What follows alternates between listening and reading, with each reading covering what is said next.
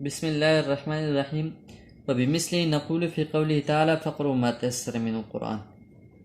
فإنه عام في جميع ما تيسر من القرآن۔ یہاں سے عام کی ایک اور مثال بتا رہے ہیں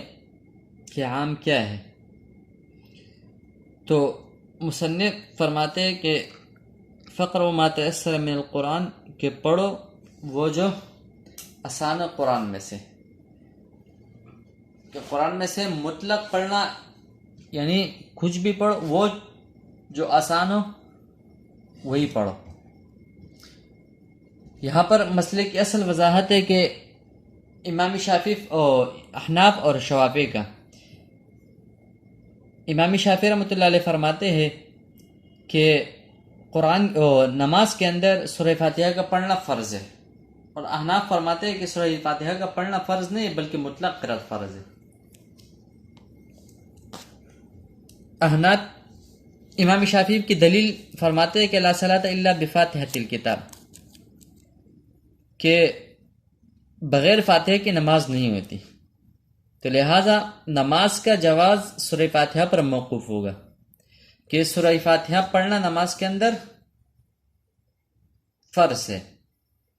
اور احناف کہتے ہیں کہ سورہ فاتحہ پڑھنا نماز کے اندر فرض نہیں ہے بلکہ مطلق قرأت فرض ہے، خواہ سورہ فاتحہ ہو یا کوئی اور سورت ہو۔ امام شافعی کی دلیل تو چلی گئی کہ لا صلاۃ الا بفاتحۃ الکتاب۔ احناف کی دلیل کہ قرآن کی آیت فقروا ما تیسر من القرآن، کہ پڑھو تم جو آسان ہو قرآن میں سے، تو اس میں ما عام ہے، یہ قرآن کی ہر اس حصے کو شامل ہو جو آسان ہو۔ اس سے معلوم ہوا کہ مطلق قرأت فرض ہے، قرآن مجید جہاں سے پڑھو نماز درست ہے، سورہ فاتحہ پڑھنا فرض نہیں ہے۔ اب یہاں کتاب اللہ کے عام اور خبر واحد میں تعارض آ گیا، تو ہم دونوں پر ایسے طریقے سے عمل کریں گے کہ کتاب اللہ کے حکم میں بھی تغیر نہیں آئے اور دونوں پر عمل بھی ہو جائے گا۔ وہ اس طرح کہ خبر واحد کو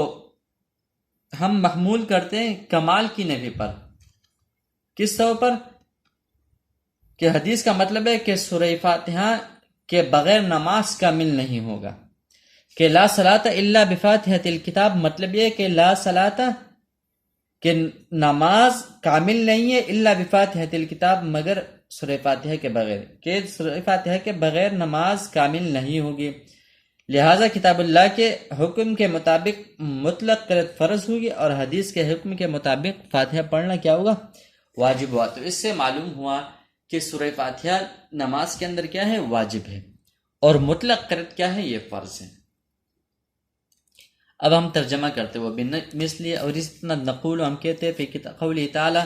اللہ تعالیٰ کی اس قول میں فقروا ما تیسر من القرآن، پڑھو جو آسان ہے قرآن میں سے فإنہ عام فی جمیع ما تیسر، فإنہ عام اس لیے کہ یہ ما عام ہے تمام اس میں سے جو آسان ہے قرآن سے، ومن ضرورت عدم توقف الجوازی، اور اسی طرح اس کے لیے ضروری ہے کہ موقوف نہ موقوف ہو نماز کا، جائز ہونا فاتحہ پڑھنے پر، یعنی ہم عدم جواز کا اس کو ہم ضرور اس کے لیے نہیں سمجھیں گے۔ وجاء فی الخبر، اور اسی طرح حدیث میں انہ قال، کہ آپ صلی اللہ علیہ وسلم نے فرمایا لا صلاۃ الا بفاتحۃ الکتاب، کہ نماز کامل نہیں ہے نماز فاتحہ کے بغیر صحیح نہیں۔ فعملنا بہما، تو ہم ان دونوں پر عمل کریں گے، علی وجہ ایسی طریقے سے لا یتغیر بحکم الکتاب، کہ اس میں کتاب اللہ کا حکم جو ہے نا چینج نہ ہو، بأن نحمل الخبر علی نفی الکمال، یہ ہے کہ ہم حدیث کو اس پر محمول کریں گے کہ نفی کمال کے لیے ہم لا کو شمار کریں گے، حتی یکون مطلق القراءۃ فرض، یہاں تک کہ مطلق قرأت جو ہے نا ہم فرض کو جو ہے نا فرض کا درجہ دیں گے، بحکم الکتابی، کتاب اللہ کے حکم سے، وقراءۃ الفاتحہ واجبا بحکم الخبر، اور فاتحہ کی یعنی سورہ فاتحہ کے پڑھنا ہم اس کو واجب قرار دیں گے اس لیے کہ حدیث کے روح سے۔ آگے ایک اور مثال، وقلنا كذلك في قوله تعالى ولا تأكلوا مما لم يذكر اسم الله عليه، تو یہاں یہ عام کی ایک اور مثال بتا رہے کہ عام کیا ہے، ولا تأكلوا مما لم يذكر اسم الله عليه، کہ مت کا وہ چیز جس پر اللہ کا نام نہیں لیا گیا. اب سورہ مسئلے کی وضاحت کیا ہے؟ مسئلے کی وضاحت اس طور پر ہے کہ امامی احناف فرماتے ہیں کہ مسلمان یعنی کیا نام ہے، جانور ذبح کرتے وقت کوئی چیز ذبح کرتے وقت وہ اگر بسم اللہ نہ پڑھے، جان بوجھ کر ہو یا کیا ہو نسیانن ہو، یعنی نسیانن ہو، دونوں صورت میں احناف فرماتے ہیں کہ ذبیحہ حلال ہے. امام مالک رحمۃ اللہ علیہ فرماتے ہیں کہ دونوں صورتوں کے اندر یہ حرام ہے. امام مالک رحمۃ اللہ علیہ فرماتے ہیں کہ دونوں صورتوں کے اندر چاہے عمدن ہو یا نسیانن ہو حرام ہے. اور امام شافعی فرماتے ہیں کہ دونوں صورتوں کے اندر کیا ہے، جائز ہے.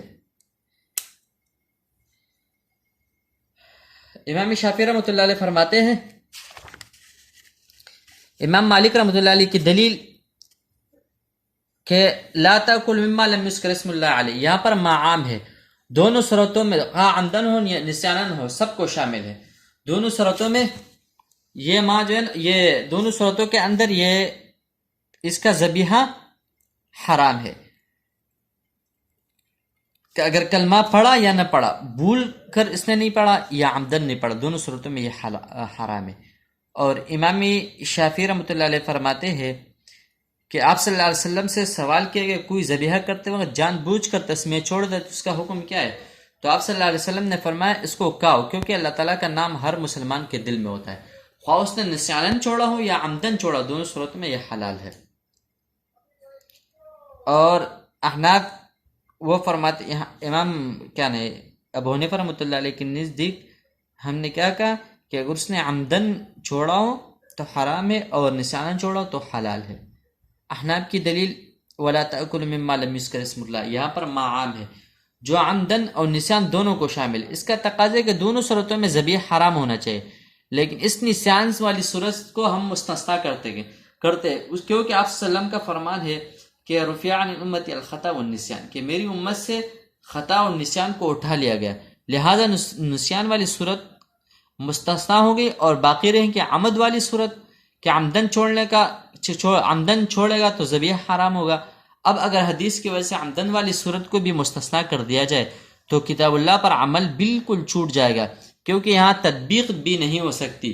جب عمدن تسمیہ چھوڑنے سے حلت ثابت ہو جائے گی تو بھول کر چھوڑنے سے بطریقہ اولا ثابت ہوگی، لہذا کتاب اللہ پر عمل کیا جائے گا، حدیث کو چھوڑا جائے گا. یہ عام یعنی عام کی ایک اور یہ کیا مثال بتا دی گئی. تو اس سے معلوم ہوا کہ کتاب اللہ پر ولا تأکل مما لم یذکر اسم اللہ کے اندر یعنی ذبیحہ پر اگر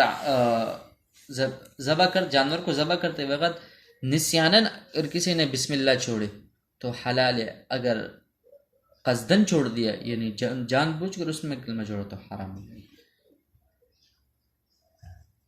وقلنا اسی طرح وقلنا ہم کہتے ہیں کذالک فی قولی، اللہ تعالیٰ کے اس قول میں ولا تأکل مما لم یذکر اسم اللہ، امت کا اس میں سے جس پر اللہ کا نام نہیں لیا گیا، انہ یوجب حرمت متروک التسمیۃ، کہ واجب کردہ ہے اس کے یعنی حرمت کو ثابت کرتا ہے کلمہ کے چھوڑنے سے عمدن. وجاء فی الخبر، اس حدیث میں آیا انہ علیہ الصلوۃ والسلام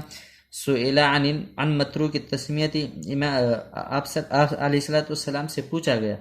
کہ کلمہ چھوڑنے سے جو عمدن کلمہ چھوڑے، فقال، تو آپ صلی اللہ علیہ وسلم نے فرمایا کلوہ، کھاؤ اسے، فإن تسمیۃ اللہ تعالی فی قلب کل امرئ مسلم، اس لیے کہ اللہ تعالیٰ کا نام ہر مسلمان کے دل میں ہوتا ہے. فلا يمكن التوفیق، لہذا تطبیق ممکن نہیں ہے بینہما ان دونوں کے، لأنہ لو ثبت الحل بترکہا، اگر حلت کو ثابت کرے اس کے چھوڑنے سے،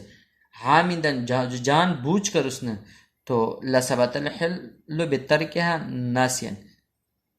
تو ناسین میں بطریقہ اولا ثابت ہو جائے گی حلت. حلت فحین اذن یرتب حکم الکتاب فیترک الخبر، تو اسی وقت جو ہے نا کتاب اللہ کے حکم میں جو ہے نا تغیر آ جائے گا، لہٰذا خبر واحد کو ہم چھوڑیں گے۔ والسلام۔